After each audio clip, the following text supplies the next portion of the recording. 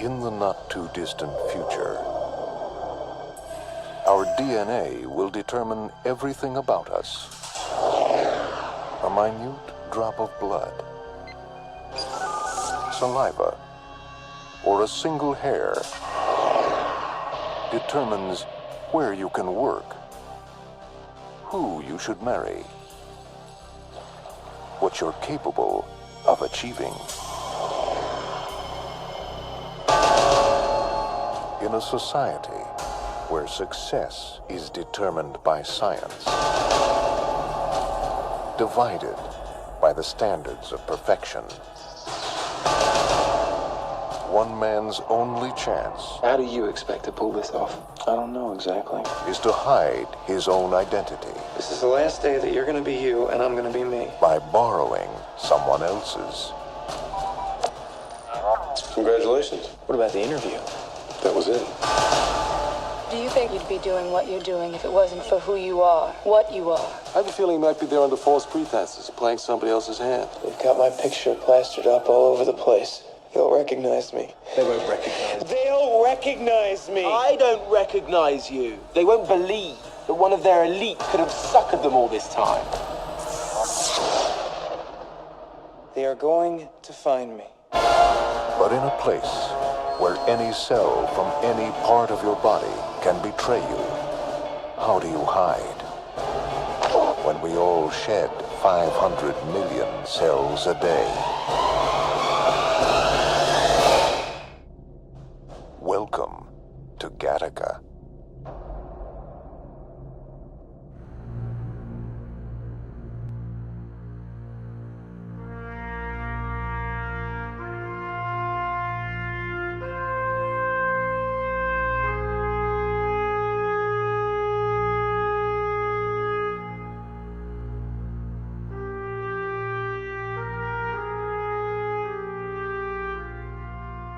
Hello and welcome to Unclear and Present Danger, the podcast about the political and military thrillers of the 1990s and what they say about the politics of that decade. My name is Jamelle. I'm a columnist for the New York Times opinion section. Our normal co-host, regular co-host, John Gans, is on vacation at an undisclosed location. I mean, I know where he is, but I'm not going to blow up his spot. Not like you could reach him if you knew where he was. He's in a remote place, but he's not here. Undisclosed location for John. And so this week we have a very special guest. I'd like to introduce Nicole Hemmer, an associate professor of history at Vanderbilt University. She studies conservatism and is the author of Partisans, the Conservative Revolutionaries Who Remade American Politics in the 1990s. I also want to shout out her previous book, Messengers of the Right, Conservative Media and the Transformation of American Politics. Her whole thing is extremely relevant to this podcast. And so I thought it'd be fun to have her as a guest for our film. Hello, Nicole. Hello, Jamelle. And feel free to call me Nikki from here on out. Yes. Yes, I'm your abnormal co-host this week, I guess. Your normal one is in a bunker somewhere. Yeah, in a bunker somewhere, hidden out like Dick Cheney. Yeah, normal was the wrong word. I couldn't think of a better word. Typical, I don't know. Usual. There you go. Well, usual and unusual. Yeah, so we'll figure something out. On this week's episode of the podcast, we are covering a movie that we kind of skipped. We didn't do, but is totally relevant to the podcast. I'm surprised I didn't add it to the list. The funny thing about doing this is that years ago, I made this massive list of every movie that we could possibly cover. And yet I still there's still stuff that I missed.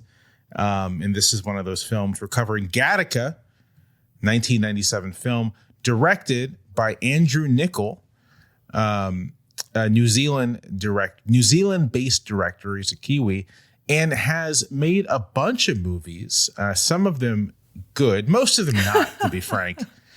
He wrote and co-produced The Truman Show, which I did not know. But his other films, Gattaca was his first feature.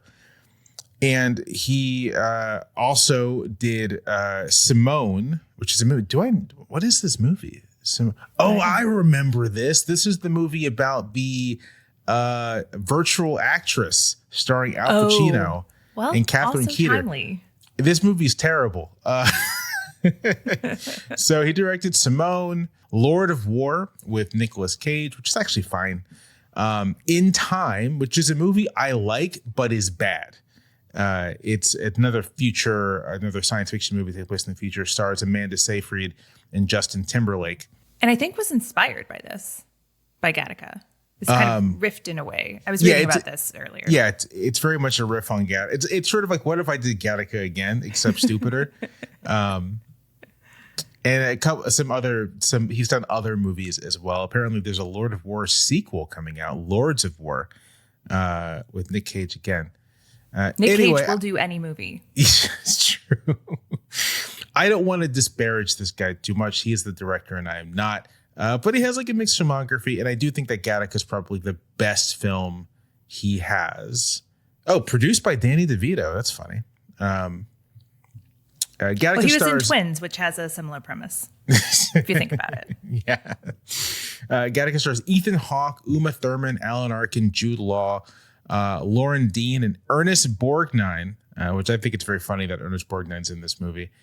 A very quick plot synopsis. Let me pull it up. In a near future society, genetic engineering has become the norm, creating a strict social hierarchy between the genetically modified valids and the naturally conceived invalids or invalids. Vincent Freeman is an invalid born with a predisposition to health problems and a life expectancy of just 30 years, but he dreams of becoming an astronaut, a career reserved for valids at the company Gattaca. To pursue his dream, Vincent purchases the identity of Jerome Morrow, a genetically superior but paralyzed former swimmer who gave up on life after a suicide attempt left him disabled following a car accident. Using Jerome's blood, urine, and hair samples to fake his genetic profile, Vincent assumes Jerome's identity and rises to the ranks of Gattaca, eventually earning a spot on a mission to Titan, one of Saturn's moons. When Gattaca's mission director is murdered shortly before Vincent's launch, an investigation is triggered that puts his identity at risk, especially since one of the investigating detectives is his own brother, Anton. Vincent begins a relationship with a colleague, Irene Cassini, who also has her own genetic imperfections. As the investigation closes in, Vincent must maintain his deception while confronting questions of his identity, his determination to surpass his potential, and what truly defines human beings.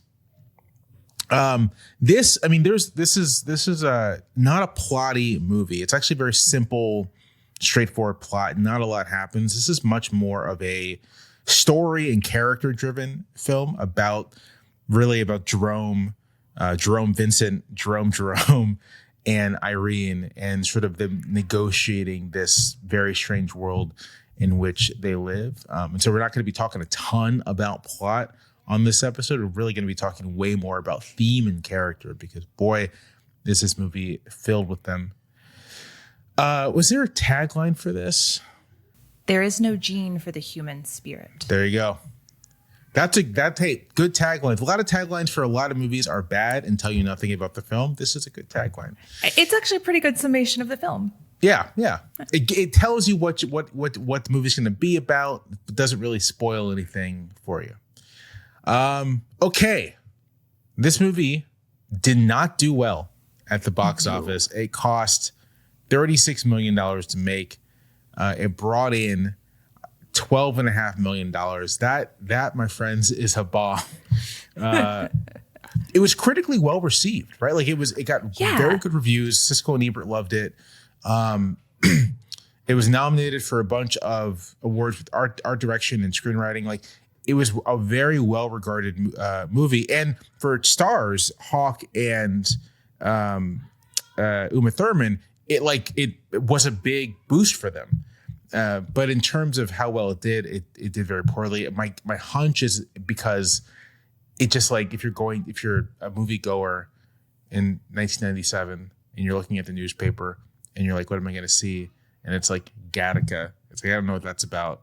And then it's like Titanic. I'll go see Titanic. I think that's right. And I mean, the 90s are a big blockbuster era with a lot of action stars. And this is a thinky movie. Yes. I think that if this movie came out today, it would do much better. Absolutely. Because the dystopia, the themes that it's playing around with, like today, I think this one would be a banger, but just the wrong season for it. I think audiences would love this movie today. I think also critics would lose their minds over this movie today. It's like a B plus 90s science fiction picture, but it'd be like an A double plus 2026 science fiction movie. Because it has like a vision, it has like a take, and there aren't a lot of movies with just like a take these days. A take, and you can already imagine like the dozens, if not hundreds, of think pieces that it would spawn. And so even if it's not a perfect movie, it like would be something that everyone talks about. Actually, it's kind of like the book Yesteryear, where the premise is so compelling and it touches on things that people are so interested in thinking and talking about that it doesn't matter whether it lands the plane or not. That it is going to be something that people want to consume and critique. I know that this book exists. I have no idea what this book is. Oh, okay. Well, I will give you the quick synopsis of the book Yesteryear, which is that it is a trad wife influencer who wakes up one day in 1855. That's a wonderful premise for a book. Yeah. And it hooks you right away, right? So you know you're going to get like trad wife influencers. You know that you're going to get like this kind of bewildered displacement, and the stories are woven together. And it's all anyone's talking about right now in the book talk space.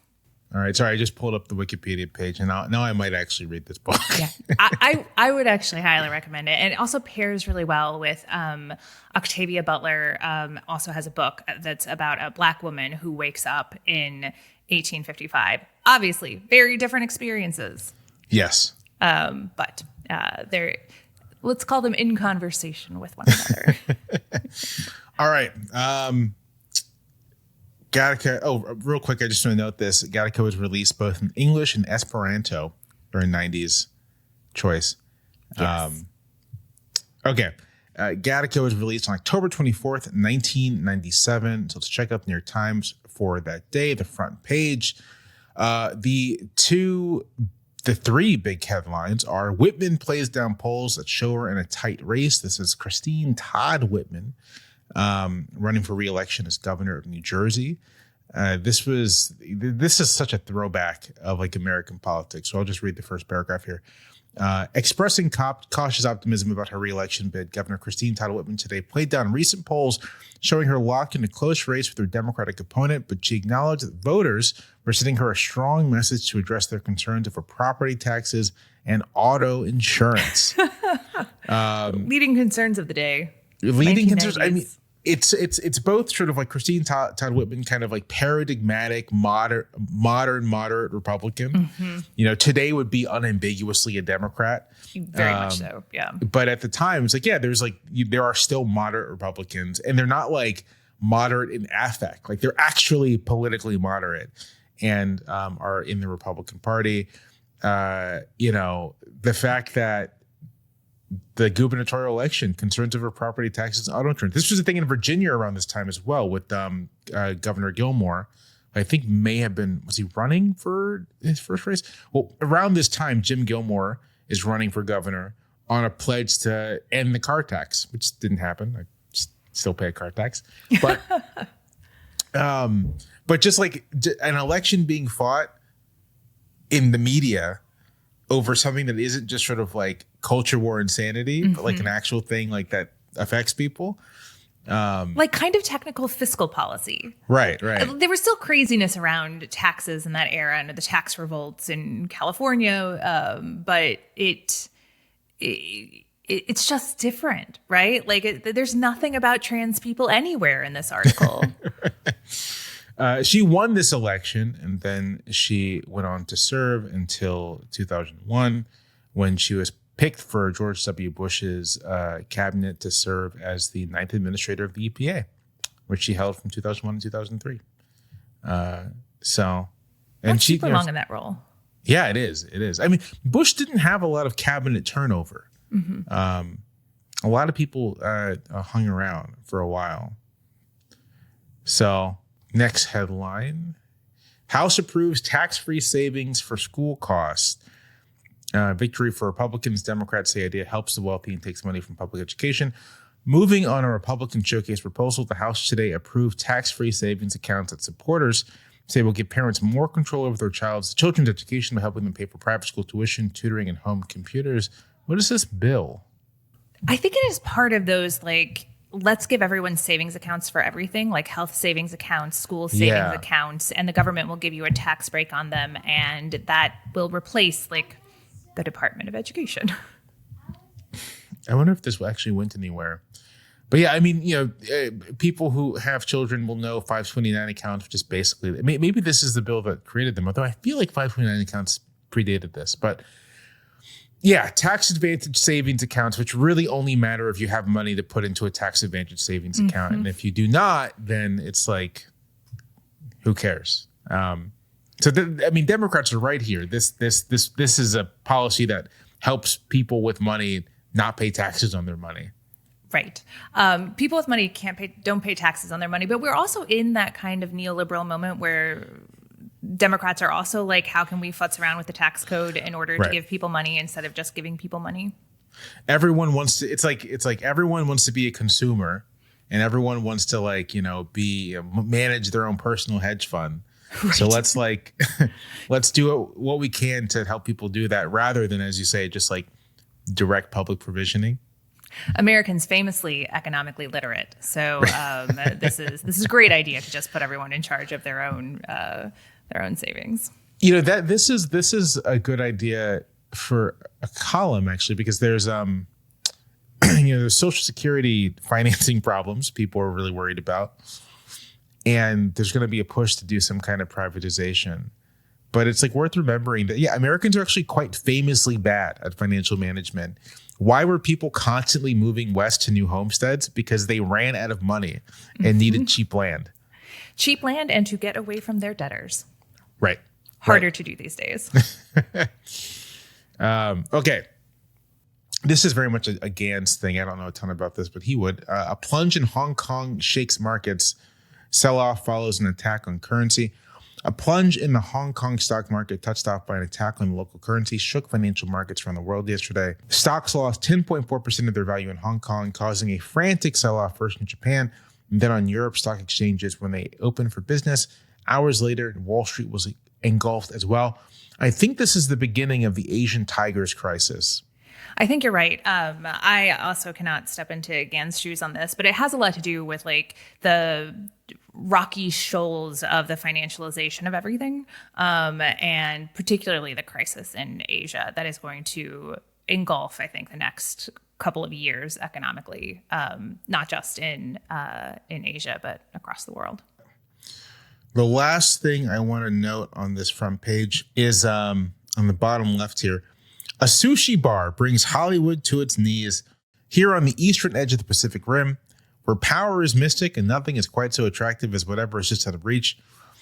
A peculiar phenomenon thrives, a restaurant in which even Hollywood's high and mighty must take whatever they are given, including stern lectures from the chef. And this is just about what appears to be an omakase that's opened up. It is an unlikely temple sandwiched in the storefront in a modest mini-mall in Studio City, just down Ventura Boulevard from the sound stages of Universal, Warner Brothers, Disney, and NBC. But at Sushi Nozawa, the line spilled into the lot full of luxury cars, and the handful of seats at the wood grain Formica bar are almost always taken by people willing to spend upwards of $50 each to be humbled. $50 whole dollars. $50 whole dollars for an omakase. This is super interesting because the 1990s is when I was first introduced to sushi. So I grew up in rural Indiana, which is not a place where you would encounter avocado, much less sushi. And in the 1990s, Toyota opened a plant in the fields around the town that I grew up. And that brought in so many Japanese business people that they started opening Japanese markets and Japanese restaurants. And so all of a sudden you have all of these like meat and potatoes Midwesterners who are sort of having to deal with the reality of raw seafood as a delicacy. And a lot of people took to it. That's so fun. There's a similar thing. If you go down outside Montgomery, Alabama, there are, and also in Georgia, there are lots of Hyundai and Kia plants. And you can find like really good Korean food in those areas because of just all the Korean businessmen and workers who are passing through. I was just looking up real quick on the U.S. inflation calculator what $50 in 1997 would be today. It'd be $104. That's no money. I'm not going to say how much money I have spent in omakase, but it's more than $100. Yes. Yes. I think that what's different here, maybe like what we're seeing develop, is fine dining becoming more of a mass consumption commodity. Like, it's something that I think in the 1990s, I just don't know how many people were actually exposed to like high-end fine dining or something like the sushi bar. Whereas now it is that kind of like dining experience is something that many, many, many more people both indulge in, but then also share online. I mean, not to say that, right, like everything is unambiguously good today. That's not the case. But it is true that sort of Americans' exposure to both fine dining, but just all kinds of food, is dramatically broader than it was in the 1990s, which the 90s people were like, oh, wow, sushi. That's like, look at us. We live in the 90s kind of deal. But it was kind of a niche thing. If you did not live in a major metropolitan area, and really a major metropolitan area on the coast, the odds that you'd be able to find sushi or Thai food or anything that wasn't either like an new American restaurant or maybe a Mexican restaurant or an Italian place. That's kind of that's where you're going. Sort of like nice date steakhouse, right? Like family meal, Italian place or chain of some sort. It just wasn't the case. Whereas today, you can be in the middle of nowhere and get like sushi at your grocery store. And it's like, it's not going to be bad. It's not going to be sort of the best thing you've ever eaten, but it'll be like a perfectly fine tuna roll. A perfectly fine tuna roll and a perfectly fine introduction. I think that's what stands out most in my memory is, I moved to New York after growing up in Indiana, and my mom would come out and visit me. And I, just having been introduced to all of these new cuisines, could then introduce her to all of these new cuisines. And so you see somebody being introduced for the first time to Ethiopian food or to Korean food. And it's really remarkable. When I was living in Sydney, I took my mom to her first degustation menu, like her first big tasting menu. And it's just one of those things that she had never experienced in her entire life because she lived her whole life in Indiana. And until the late 90s and 2000s, she was eating the same kinds of food, but with more sort of like chemistry added that her mom would have eaten. Yeah. And now that's changed dramatically. Right. Now you can go to Indianapolis and have like an expensive tasting menu meal. Easily. Very easily. Yeah. I this is the thing I find, like, cultural memories move quickly, and the extent to which like people just like, there's always food discourse. Like, I don't want to have to eat leftovers every day. It's like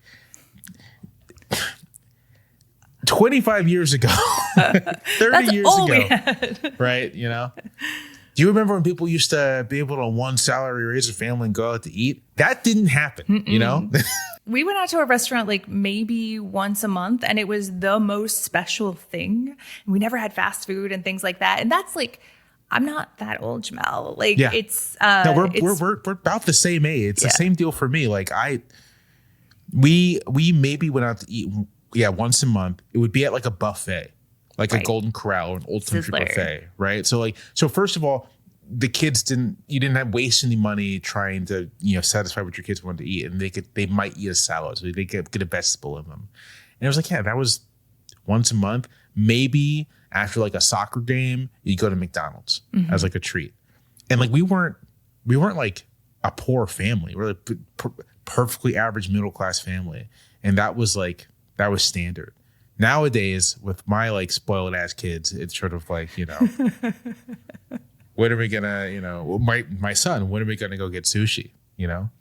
Amazing. I mean, amazing that he has this lovely broad palate and probably less so for your food budget. I do, by the way, love that we have spent probably 3 times as much time talking about the sushi bar than the Asian financial crisis. I think we've really hit the sweet spot. Okay, Gattaca. Nikki, you recommended that we do this movie, so tell me why you wanted to pick Gattaca. I assume you've seen it before. Talk to me about your experience with Gattaca.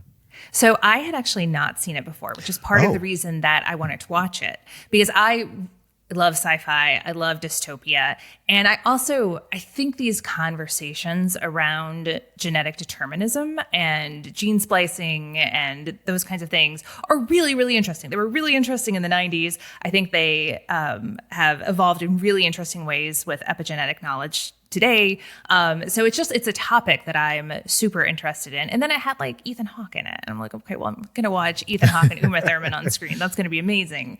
So I actually went into it earlier this week pretty blind. Like I knew the premise of the movie, but I didn't really know what was going to happen. And I think that's why it actually took me a while to fully wrap my head around it, because I wasn't expecting the kind of retrofuturism which is, it's got this like 1950s, 1960s feel to it.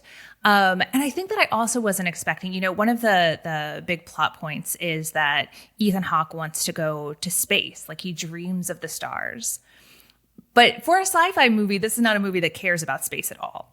No, not at all. And so it took me a while to sort of figure, okay, it's a sci-fi movie. It's kind of like a noir murder mystery movie. And it's kind of a romance, although I wouldn't say that the romance is like the most compelling part of the movie. Like the part of the movie that's really fascinating, and is the reason that I wanted to watch it, is how do you envision a society in which genetic manipulation is the sort of structure for society, and the structure for discrimination, the structure for accomplishment, the structure for assessing whether somebody is worthy or unworthy, that kind of stuff. I mean, we see it now in sci-fi all the time. I read a ton of dystopian sci-fi novels and fantasy novels. And so this got at those themes. And I think when it was focused on those like details of what life might look like in a genetically modified future, I think those are the times when I was most just like captivated by it. Yeah, this isn't a movie with a ton of what I think the kids might call lore. Like it kind of it doesn't explain a ton. It tells you in terms of, it gives you a voiceover with the Ethan Hawke character that's kind of giving you a broad overview of what the society is. It's a society where it's not clear if most children are conceived this way, but sort of if you want your kid to have any chance at sort of a successful life, your kids are genetically engineered. Enough people are genetically engineered, enough powerful people are, that this becomes sort of like the basis, as you say, for kind of structuring the entire society. How far you'll go is shaped by basically the amount your parents presumably could pay to have you perfectly engineered. And people who are not engineered are kind of a subordinate caste. They're really only in, they do maintenance work. They're janitors, right? So Ethan Hawke's character is a janitor first before he kind of vanishes and reemerges as someone pretending to be a highly genetically manipulated individual. You get glimpses, when the detectives show up and they can kind of like, without a warrant, kind of check people's genetic material, do a lot of unreasonable searches and seizures. Yes, Fourth Amendment is not strong in the near future. No, you get a sense that this might be almost like a totalitarian kind of society where control is established by like this strict genetic monitoring across society, and yeah, so like. But everything else comes to you just from sort of like you have to infer a lot from just how people relate to each other, how people talk to each other, how people move through the world. We get these scenes when Ethan Hawke's character, when Vincent Jerome is kind of dating Irene. They're going to things together, and they go to this very fancy piano recital, and first of all, the pianist has 12 fingers. And so you're like, oh, do people get genetically modified to do for these reasons, for art, right? Mm-hmm. But then also it's clear that this is for the upper class. This is what you do. This is like what entertainment is. And you get glimpses of like basically sort of a parking lot where like, invalids are like doing fights. Like, I mean, this will reveal a little bit about how the stuff I consumed when I was a teenager, but you get basically like bum fights. Yep. That's what you were watching as a teenager, bum fights. I grew up in the suburbs. And without any monitored internet. So that's like clear. That's entertainment for the pros, right? Sort of right. Like, and I'll say this, I mean, this conceit, it's a very, although genetic engineering is very late 20th century concern, I think this is around the time of the first cloned sheep, Dolly, around the time that just year before. This is when we've sequenced the human genome, like the idea that you might be able to sort of genetically manipulate a fetus to eliminate all kinds of things was like very much in the public culture. So like that conceit is very to the time, but the kind of structure of sort of like upper class, lower class, strict divisions represented both in terms of sort of like language and fashion and all these things. That feels very H.G. Wells. It almost feels sort of like, you're taking kind of the conceit of the time machine and then just sort of like changing it around a little bit. And then you have this, but it's a very 19th century feeling kind of like science fiction world, in a lot of ways. I would say that the other scene that, because again, like there isn't a lot of lore. You're not given a lot of details on how people are navigating their daily lives, but they have these places where you can check DNA. Like if you have somebody's like eyelash or saliva or something, you can check their DNA. And you just get this very quick glimpse of a woman getting her lips swabbed so that she can check the DNA profile of the guy that she just kissed to see if she should go out with him again. And it turns out he's a 9.3. So she's very excited about this. But that idea that like, it's almost nowadays, I think we talk about it more like a social credit score. I think that's the dystopian version of it. But it's that same conceit, right? That there's this kind of rank ordering that happens that is totalitarian in some ways. I mean, you're thinking of H.G. Wells. I think that I'm thinking of like recent things like Hunger Games, right? That you have this deeply stratified society in which your birth determines what you do in life, how high you can rise in life, who you're going to be able to partner with, and what your future possibilities are. And I think it's an idea that people are pretty obsessed with today. And I think that's not just because of like creeping authoritarianism, but I do think that there are still these real anxieties over what we can scientifically do. Like, right? Like it's telling that this is, we were talking about the 1990s culture, that it's part of like the Human Genome Project. It's also just a couple of years after Jurassic Park, which I think is asking a lot of the same questions in a way. Right. In Jurassic Park, I mean, quite famously in that movie, when it's asked, like, are these dinosaurs dangerous or whatever? Can they reproduce? Like, no, we remove that from them. We genetically modify them so that's not possible. And then it is possible. Like they kind of outgrow their potential, which is very much the theme of this movie. That are people limited by their raw materials? Can they go beyond their potential? I don't think you can talk about this movie. So this movie is basically sort of like, what if you had eugenics dystopia? And you could ask that question as well. What if you had a eugenics utopia? Because like eugenics as like a ideological movement at the beginning of the 20th century was utopian. It was this sort of, we can select for the perfect human being. We can create a society of perfect human beings.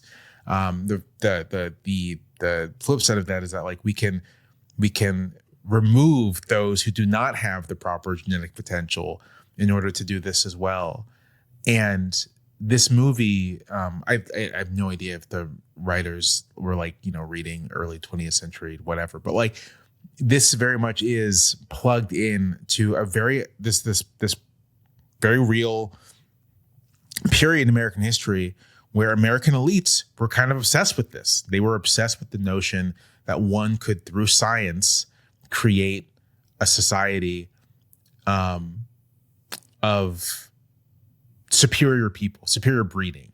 And that's what the eugenics movement was, and this takes a dystopian lens to it, but I think if you showed this movie to like Elon Musk, he might be like, yeah, that's what I want society to be like. Yeah. You know, He this would is miss like the point. Yeah, he would miss it very much so. But this can work as a utopian vision of society for, I think, a lot of people. You know, an argument I've made is that eugenics was discredited because of the Second World War. That's a common observation, but I don't think it ever like went away. Like it was always just sort of like nothing you talk about in polite society, but the basic idea that some people are of higher genetic stock and it's important to maintain that stock, and then some people are of lower genetic stock, and that your fate in life is basically just a function of this. That idea, I think, is still in like common circulation amongst American elites. Donald Trump talks about it all the time. All the time. He talks about his genes. I don't think we've had a president, probably maybe Teddy Roosevelt, but I don't think we've had a president talk quite so much about his bloodline in genetic terms, though, right? Like he's not a blood and soil kind of guy. He's like a genes and soil kind of guy. And that's the modern turn after the 1990s. I think that's right, that eugenics has always been or begins as this deeply utopian idea. And it always has the problem of what do you do with the people who don't fit that vision? And then you get something like the Supreme Court ruling in Buck v. Bell, which says, well, we can just sterilize them. Like 3 generations of idiots is enough. And it obviously feeds into racism, into ableism, and all of these different things. And it is... a version of it is discredited by the Holocaust, and a version of it, I think, lives on. But it's that question that then lurks after the 1940s, which is, what if we go too far? I think that remains a live question, and I think that's why you got Jurassic Park and Gattaca and all of these movies, because people are like, but we know that there's a dark side to this, and so how, if we pursue these things, do we ward that off? Two thoughts. The first is that in previous movies, we've kind of observed the changing relationship of Americans to science. In the previous episode, we covered Armageddon. And that's a movie, as stupid as it is, where like the scientists are not the villains, but they're not heroes, right? Like the heroes of that movie are, blue collar roughnecks, and the scientists are seen to be naive, are seen to be maybe even counterproductive, and are an obstacle to the goal, which is saving the world. And that kind of skepticism of science is everywhere. And I think this movie, not in such a crude way, like Michael Bay way, but it's all sort of reflecting a kind of ambivalence about scientific progress, directly related to this, what if the rich could make their children better than the rest of us? So that's the first observation. The second one is, I was watching this and I did think about looks maxing. I did think about sort of like today's obsession with kind of like hyper optimization. That guy, what's his name? Brian Johnson. Is that right? Yep. Who is like, I'm going to optimize myself to be like the perfect human being, right? That obsession with human optimization, as if your potential is tied to how optimized you are, is very much like, again, it's like the utopian other side of Gattaca's dystopia. It's sort of, that's what you do with science and technology. You make yourself, a superior human being. I mean, I don't want to fully uncork on this because I have a ton of thoughts about how particularly like the broad use of peptides in recent years has been a kind of eugenics adjacent kind of movement, because it is focused so much on that idea of optimization and maximizing your genetic potential, which is often it's understood as like, the gene set load the gun and the environment pulls the trigger, that you can actually do quite a lot with that genetic environment that you can maximize. But what are they maximizing for? Right. Brian Johnson is maximizing for longevity, which I think there are some interesting, big moral and existential questions with. But what most people are doing it for is because they want to be thinner. They want to have better hair. They want to have better jawlines. They want to build muscle more quickly. That it is about trying to approach this culturally constructed idea of what the ideal human form looks like and what ideal human optimization looks like. And so I think that it's related to genetics, but I also think it's related to people trying to figure out how to maximize their advantage in an economic system that no longer works for them. Like, right. I also think that it's closely tied to the K-shaped economy and to just like to gambling, right? Like the gambling is high at the same moment that all of this looks maxing is happening at the same time, because people are like, I don't know how to survive in this culture and this economy. Maybe if I looks max, I'm going to get that little bit of a benefit on a job interview, or I can go become an influencer. But I first have to like turn myself into the Ubermensch or the Uberwomanish. I mean, this is a good place to look at the ways in which, like, Gattaca, we don't get really a real look at like the economic world of Gattaca. We don't really get a good look at the full social world. And some of this stuff you can kind of infer, especially in the economic level. But I think before we started, one thing that we both noticed is that like this is a very multicultural world of superior people, and that feels like a very 1990s like end of history. We've solved racism. Like there isn't going to be any like base racial prejudice. There'll be new prejudices, like the prejudice, the instinct to be prejudiced, to create stratified hierarchical societies won't go away, but it won't be about race. And I found that in the midst of this dystopia, the fact that we have like Gattaca is quite multicultural, and there are women, right? Like women seem to be on a basis of equality with the men within Gattaca. I found that really interesting. It's sort of a reflection of the moment in which it's made. And as we think about our present moment and the kinds of, powerful people who are obsessed with this stuff, like for them, it very much is part of like a larger set of social hierarchies. Like it's not just that you are looks maxing, is that like you're white and you're a man, and that's part of what makes you this better class of human being. And all that's kind of absent from Gattaca in a way that I find really interesting. I found it super interesting as well. And I think in part because, Ethan Hawke in his voiceover at the very beginning says, we are now in a society where there is no prejudice based on skin color, but it's now based on your genetics. And so they introduce you to this multicultural world. It was counting the women in the scenes. And I was like, okay, they might not have speaking roles, but there are definitely women in this movie as well. And it made me wonder, like in some ways that's a good storytelling choice, because it really does isolate the question down to what are the consequences of this kind of genetic meddling. I did find myself, probably because I'm a product of the 2020s, of wanting to think about what this movie might look like if those existing prejudices were ported into the story, because people wouldn't just be selecting for height and POV max, like different sort of physical characteristics like that, but they would be opting for weight, skin color, eye color, all of those things that they understand will give maximal advantage to their child. But that means that probably the genetic choices that are being made are going to be deeply racialized and have these deep cultural sort of impacts. And it also made me think about, like, I would never call the 90s a utopia. And of course, this is just a film. It wasn't a post-racial society. It obviously wasn't a post-sexism society. But it was a society, and they don't tackle this either. It was a society that was pretty anti-gay and was like trying to figure out like where gay people fit in. But there were also these conversations, well, if sexuality is genetic, you could just opt out of having a gay child. I think that would have been the conversation in the 1990s. I think that there's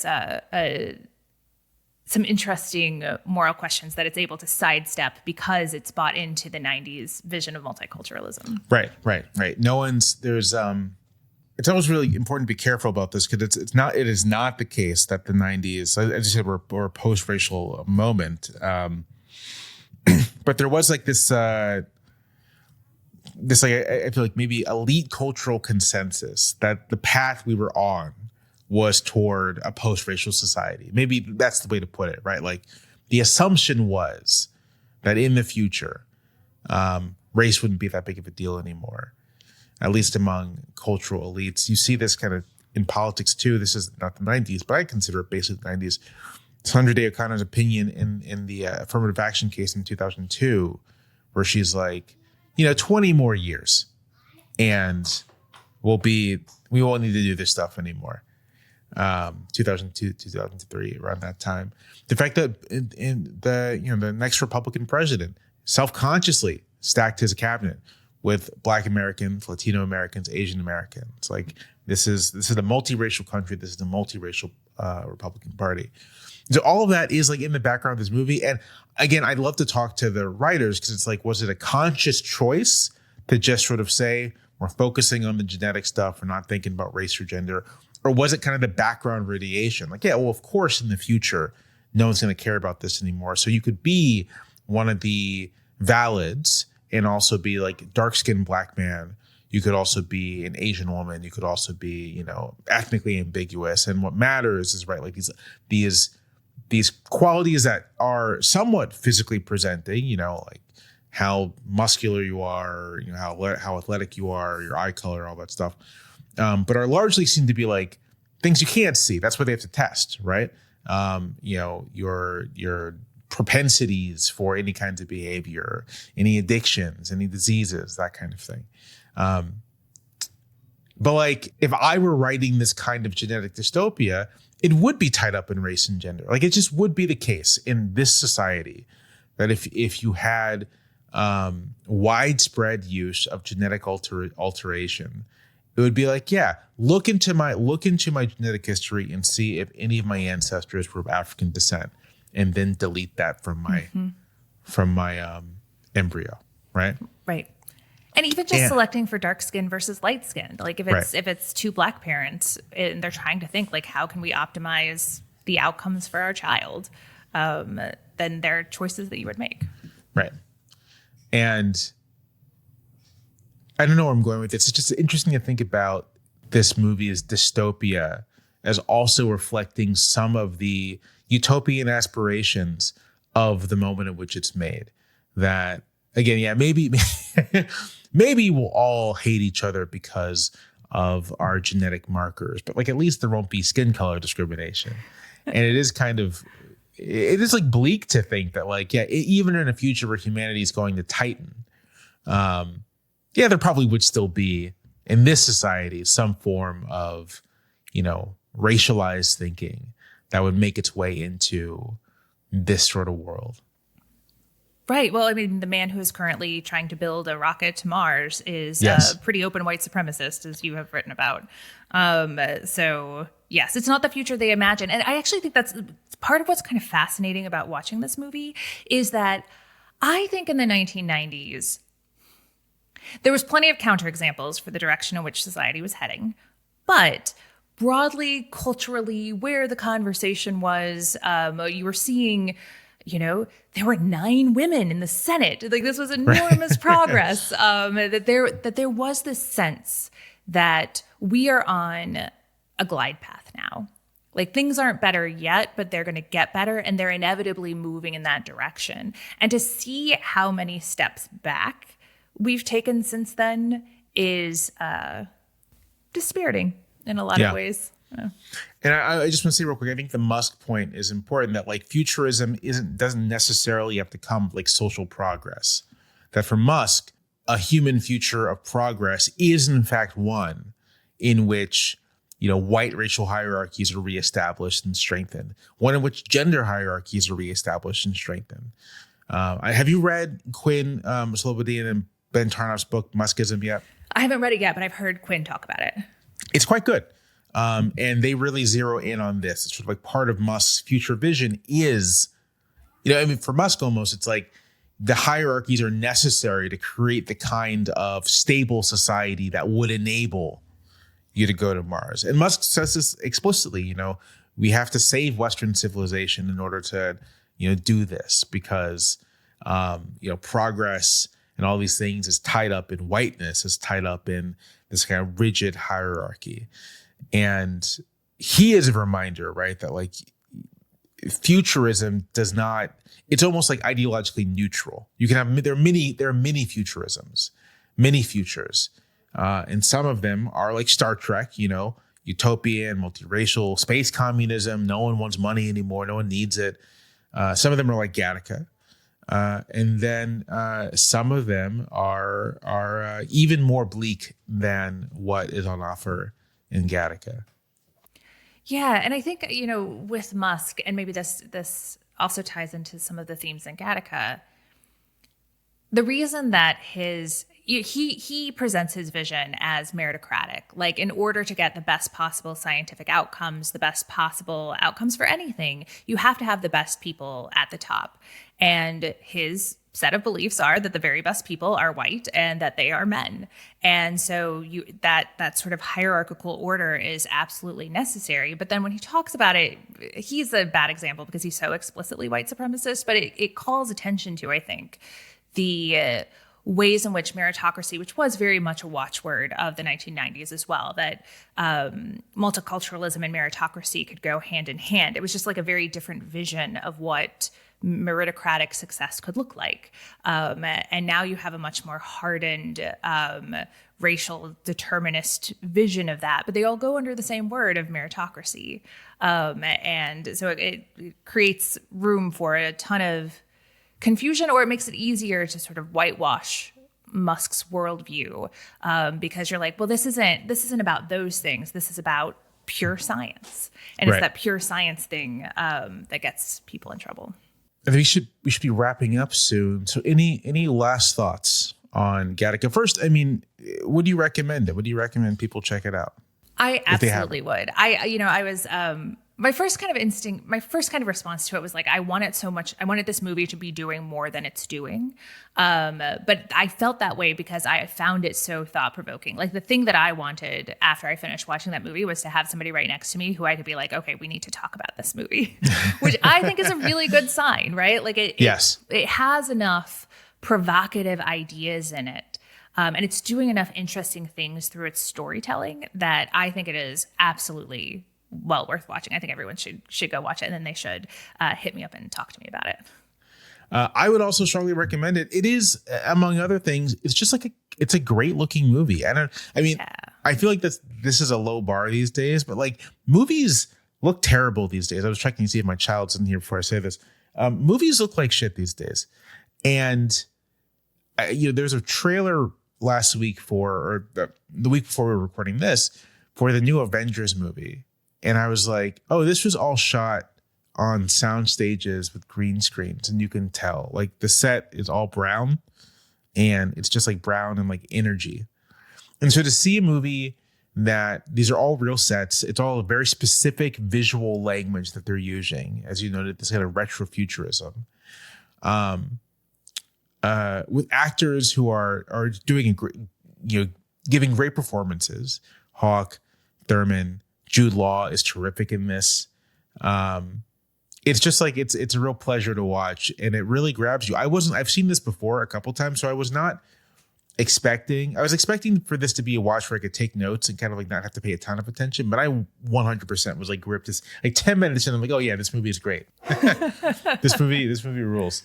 So I would also very much recommend people check out Gattaca. You can find it to watch on Apple TV and Amazon Prime.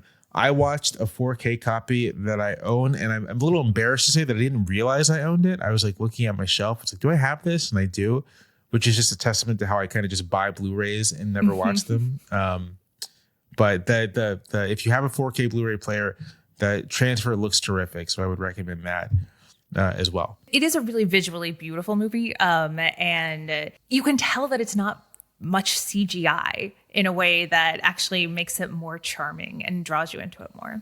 I mean, even there's the only real kind of anything computery would be the rocket launches. And even those are very clearly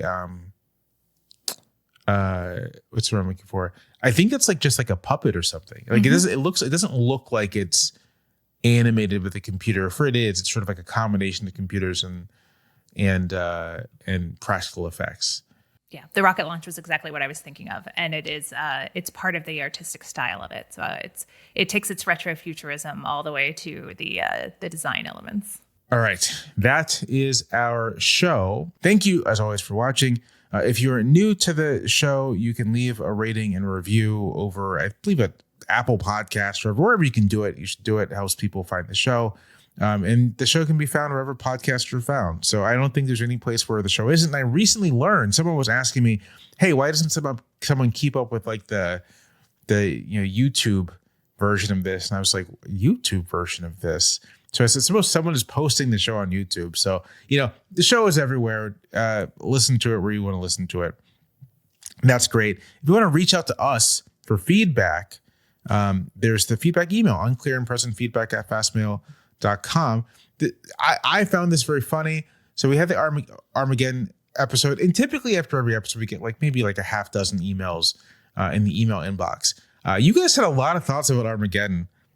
Because we have a lot more than that.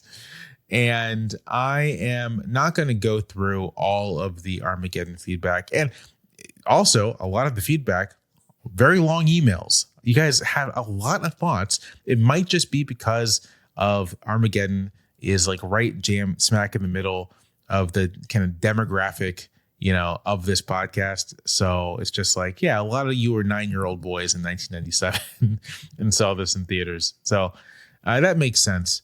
But in terms of feedback email that I'm going to read, I'm going to read this one from Tucker. Armageddon, the coming Bush era. Hi, Jamelle and John. I had to write in after the Armageddon episode for 2 reasons. First, my dad was obsessed with this movie after it came out. He showed it to everyone who came over to the house to the point that he had to buy a second VHS copy as he wore out the first. That is crazy. Second, I thought the Bush era mentality discussion was spot on, but I was surprised you didn't take it a bit further. Namely, the one thing the movie shows the government doing well is creating advanced military technology. The space shuttles that once put in the right hands enables America's will to become reality. Obviously, this was exactly the idea in the minds of the neocons who planned the invasions of Afghanistan and Iraq, where America's technology would lead to swift victories. One might even compare the international support of the Armageddon mission with Bush's coalition of the willing. All the best. I've loved the show since the start. And P.S. I was surprised you didn't cover 1997's Most Wanted, a movie I doubt is that good, having just a fun memory of watching it in middle school, but essentially Shooter starring Keenan Ivory Wayans instead of Mark Wahlberg. At the very least, I'd love to hear the discussion because it's probably the kind of trash Jamelle would love and John would hate. That sounds about right. Just a quick comment. First, thank you, Tucker, for the email. And a quick comment on the email on the thought. Yeah, I mean, this idea that America's technology will help it achieve any objective it wants is still prevalent. I mean, we're in month 4 of the Iran war, and it's very clear that the going thinking of the administration was that, oh yeah, we have all the advanced technology, and Iran does not, and so a couple bombs here and there, and this will be over. So it's working out well. I mean, it's the same theory in Vietnam, right? We have all of this superior technology. We can easily win, and it never goes that way. And we never learn that it never goes that way. Yeah.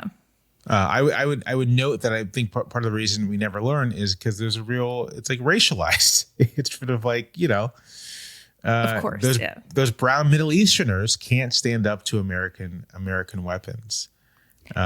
It cuts too close to the bone of American superiority, white superiority, and it's not going to stick. Right. I actually, to bring Musk into it, he recently said something or quoted someone saying, he quoted the old thing, sort of at the end of the day, we have the Maxim gun, which is a 19th century colonialist. I forget exactly who said it, but about sort of we might be outnumbered, but at the end of the day, we have superior military technology, and this is like a trope almost that again continues to shape policy. Yeah, and how very white South African of him. I know. We're outnumbered and it's not a problem for us. Right. Thank you again. Thank you so much for the email, Tucker. Episodes of this podcast come out roughly every 2 weeks. And so we will see you in 2 weeks with the X-Files movie. That's right. Originally it was going to be, I want to say, Saving Private Ryan. But when I added Gattaca to the list, I was like, well, what else in 97 did I miss? And I missed the X-Files movie. And it would be kind of like a travesty if this podcast didn't cover the X-Files movie. So next film is the X-Files movie. I don't know if I really need to spend a lot of time telling you people what the X-Files is, but I'll offer a very quick plot synopsis. Directed by Rob Bowman, Mulder and Scully, now taken off the FBI's X-Files cases, must find a way to fight the shadowy elements of the government to find out the truth about a conspiracy that might mean the alien colonization of the Earth. A movie about the deep state. We'll I think we'll have a lot to say about this one. This one will be a big conversation. I'm looking at the Letterboxd reviews. I do think it's very funny that half the Letterboxd reviews are like, quote, Gillian Anderson, come kiss me on my hot mouth. Yep, that seems right. I mean, I get it. I understand that. It is Gillian Anderson. So, I'm not going to judge that. We're not going to talk about that on our episode. We'll talk about all the other stuff. The way no other couple will ever compare to Mulder and Scully. This is so funny. Well, if this was the Elon Musk episode, I feel like that could be the Joe Rogan episode because that man loves a deep state conspiracy and loves aliens. Yes.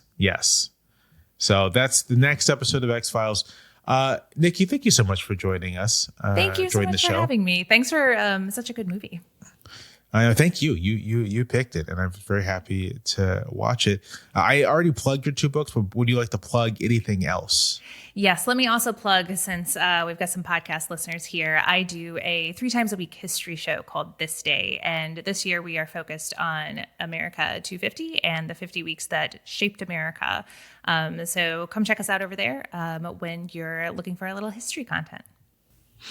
I was on this, right? Talking about the second inaugural. Yes, you were indeed talking about the second inaugural. We're always trying to reel you back in. So it's a great podcast and folks should listen. All right. So that is it for today. Sorry, I'm gonna tell listeners things that's happening in my life. I just got a text that my wife and oldest left home early for lunch because he needed to get the energy out. He needed to not climb the walls with our house.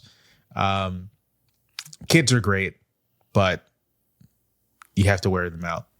Yes, it's a constant battle, right? Where you're constantly trying to bring their batteries back down. Right, and it never works. We once made them swim. We went to the pool and they were swimming for 2 hours, and then came home and we're still sort of just wired. And it's I don't understand how the human body could do that.